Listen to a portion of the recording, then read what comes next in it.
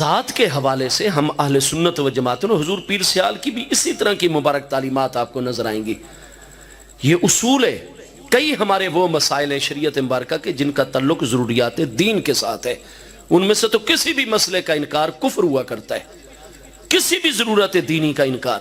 اور دوسرے وہ مسائل ہیں جو ضروریات دین میں شامل نہیں, ضروریات اہل سنت میں شامل ہیں. ان میں ایک بھی مسئلے کا انکار وہ گمراہی ہوتی ہے. بندہ دال مدل گمراہ گر بن جاتا ہے, مومن رہتا ہے, مسلمان رہتا ہے, لیکن سنی صحیح العقیدہ برحق مسلمان نہیں رہتا, گمراہ ہو جاتا ہے. اور تیسری قسم کے وہ مسائل ہیں جو خود اہل سنت و جماعت میں شروع سے اختلافی چلے آ رہے ہیں, اس پر ایک سے زیادہ آ رہا ہے. فقہیات اور عملی مسائل کے اندر جیسا کہ سیاہ خطاب کا مسئلہ ہے. آپ حضرات اہل بیت اطہار کی کریم ہستیوں کو, صحابہ کرام کی مبارک ہستیوں کو دیکھیں گے, ایک جماعت اس کی قائل ہے, ایک جماعت انکاری ہے, دونوں کے پاس دلائل موجود ہیں. شروع سے مسئلہ اختلافی ہو گیا. اگر آپ اختلاف میں سے نکل آئیں اور سیاہ خطاب استعمال نہ کریں, کوئی اور کلر استعمال کر لیں, بڑا افضل ہے, مستحب ہے, اجر و ثواب زیادہ ہو جائے گا. لیکن اگر کوئی مسلمان سیاہ خطاب سر کے بالوں پر, مونچھوں پر, داڑھی پر لگائے گا, بالکل جائز ہے, گناہگار نہیں ہوگا, کیونکہ مسئلہ جو شروع سے اختلافی ہے. ہاں جی. اور امامت وہ کروائے, اس کی اپنی نماز برحق, اس کے پیچھے نماز بالکل جائز جو سیاہ خطاب استعمال. اسی طریقے سے بہت سارے مسائل قرون اولیٰ سے اہل سنت میں خود اختلافی. ان مسائل میں ایک مسئلہ حضرت ابو طالب کے ایمان کا بھی ہے. 3 رائے موجود ہیں شروع سے آج تک. ہم اہل سنت و جماعت میں بہت بڑے علماء کی ایک جماعت ایسی ہے جو آپ کے بارے میں توقف کرتے ہیں. وہ جب بھی آپ کا نام لیں گے ادب احترام پروٹوکول کے ساتھ, حضرت ابو طالب, جناب ابو طالب. آپ کا جب بھی ذکر کریں گے آپ کی خدمات کا ذکر کریں گے, آپ کی اچھائیوں کا ذکر, جو آپ نے محبوب کی خدمت کی, اسلام کی خدمت کی, محبوب کے صحابہ کرام کی خدمت کی, آپ کی خدمات کا ذکر کریں گے بڑے آسان طریقے پر. اور جب آئے گا یہ کہ آپ نے جی کلمہ پڑھا تھا یا نہیں, وہ خاموش ہو جائیں گے. توقف, وہ کہیں گے جی یہ فیصلہ ہم نہیں کرتے, ہم قیامت کے دن اللہ تعالیٰ کی بارگاہ میں چھوڑ دیں گے معاملہ جو بھی. لیکن ہم ادب کریں گے, نہ ہم آپ کے ایمان کی بات کرتے ہیں, نہ ہم آپ کے کفر کی بات کرتے ہیں. اللہ کے بارگاہ میں مسئلہ یہ توقف ہے. اور یہ خود اہل سنت میں ایک جماعت ہر دور میں موجود ہے. دوسری جماعت وہ اکثر ہمارے محدثین کرام فقہائے اعظام کی ہے. وہ کہتے ہیں ہمارے پاس ایسی کوئی دلیل صحت کے ساتھ نہیں پہنچ سکی. یہ نہیں کہ ان کو خدا نہ خواستہ کوئی عداوت ہے, جیسے آج کل ہمارے کئی پیارے بھائی اور فاضل عزیز سٹیجوں پر بیٹھ کر کبھی امام بخاری علیہ رحمت جیسی کریم ہستی کے خلاف, کبھی امام مسلم جیسی ہستی کے خلاف, کبھی امام ترمذی جیسی ہستی کے خلاف, کبھی اعلیٰ حضرت فاضل بریلوی علیہ رحمت کے خلاف, کبھی کسی ہستی, کبھی کسی ہستی. اور جب تم نے ان احادیث کی کتابیں مرتب فرمانے والے ائمہ محدثین کو مجروح کر دیا, ان سے یہ اعتماد ہٹا دیا ایک مسئلے میں آ کر, تو پھر نماز, روزہ اور باقی احکام میں ان کی روایات کردہ احادیث کیسے حجت رہیں گی؟ آپ تو پوری امت کا بیڑا ہی غرق کرنے پر تلے ہوئے ہیں میرے عزیزوں. حضور پیر سیال کی بھی اسی طریقے سے محبت والی تعلیم ہے. نہیں, کیونکہ ایک پوری جماعت, اور وہ معذور ہیں اپنی جگہ پر. وہ فرماتے ہیں لے آؤ ہمارے سامنے کوئی قطعی دلیل جس کی وجہ سے ہم ان ساری ظنیات کو ترک کر دیں اور اس قطعی دلیل پر عمل کریں.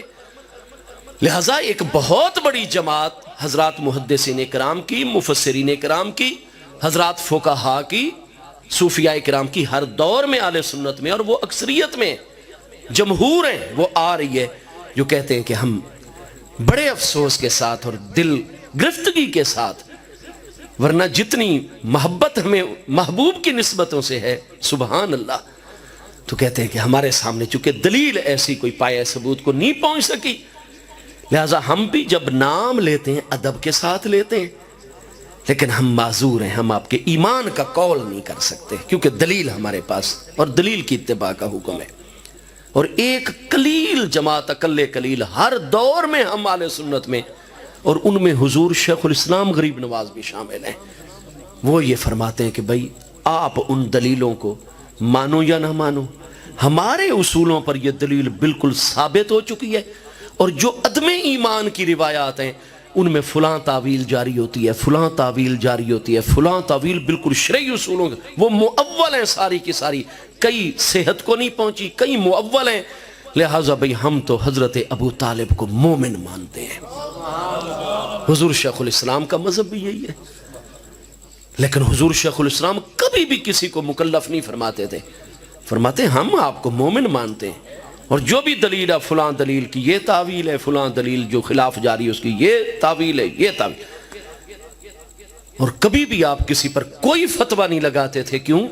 یہ جو اصول ہے شریعت مبارکہ کا کہ جو مسائل شروع سے ہی اہل سنت و جماعت میں اختلافی ہو گئے ہیں ان میں آپ کسی طرف نہ تدلیل کی نسبت کر سکتے ہیں نہ تفسیق کی نسبت کر سکتے ہیں، نہ اس کے خلاف چلنے والے کو آپ گمراہ کہہ سکتے ہیں ورنہ خود آپ پر گمراہی کا فتویٰ لوٹے گا، نہ آپ گناہگار اور فاسق کہہ سکتے ہیں ورنہ فسق اور گناہگاری کا فتویٰ آپ کی طرف لوٹ کر آئے گا. تو جو ان تینوں مذہبوں میں سے حضرت ابو طالب کے متعلق جو رائے بھی اختیار کر لے گا وہ پکا صحیح العقیدہ با ادب سنی مسلمان پر حق رہے گا، نہ وہ فاسق و گناہگار ہے نہ وہ گمراہ ہے. اللہ تعالیٰ کی رحمت سے برحق اس کا ان تینوں میں سے جس راستے پر بھی وہ چل پڑے، جس کے سامنے جو بھی دلیل اور اصول ترجیح پا جائے. اعلیٰ حضرت فاضل بریلوی حضرت ابو طالب کے ایمان کے قائل نہیں ہیں، لیکن وہ ادب بھی پورا کرتے ہیں. دعائیہ کلمات نہیں کہتے لیکن جب نام لیتے ہیں احترام کے ساتھ.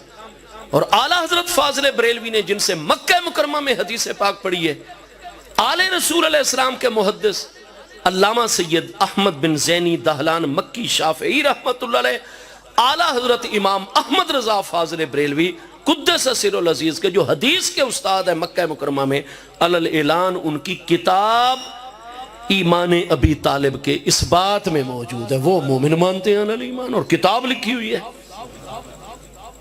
ہاں جی، ان کی کتاب کا نام ہے اصل المطالب فی ایمان ابی طالب. اعلیٰ حضرت کی عدم ایمان پر کتاب ہے اصح المطالب فی ایمان ابی طالب. اب استاد کا مذہب ہے کہ حضرت ابو طالب مومن ہے، آپ نے کلمہ پڑھا ہے. شاگرد کا مذہب ہے کہ نہیں جی میرے نزدیک ثابت نہیں ہے. ان کا موقف بھی اپنی جگہ ٹھیک ہے، ان کا موقف بھی اپنی جگہ ٹھیک ہے.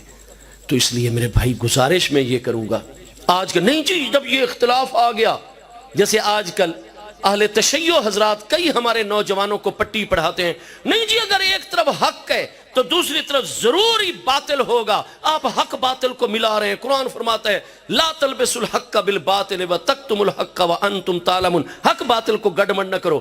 ہم ان سے ایک ہی مسئلہ خود شیعہ اصول پر ان کی کتابوں میں سے سوال کرتے ہیں کہ حضرت خضر علیہ السلام کے متعلق تمہارا کیا قول ہے؟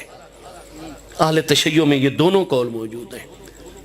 بعضوں کے نزدیک آپ اللہ کے برحق نبی علیہ السلام ہیں، بعض کے نزدیک آپ کی نبوت سے وہ کہتے ہیں ولی کامل ہیں. غیر نبی کو نبی ماننا کفر ہے یا نہیں ہے؟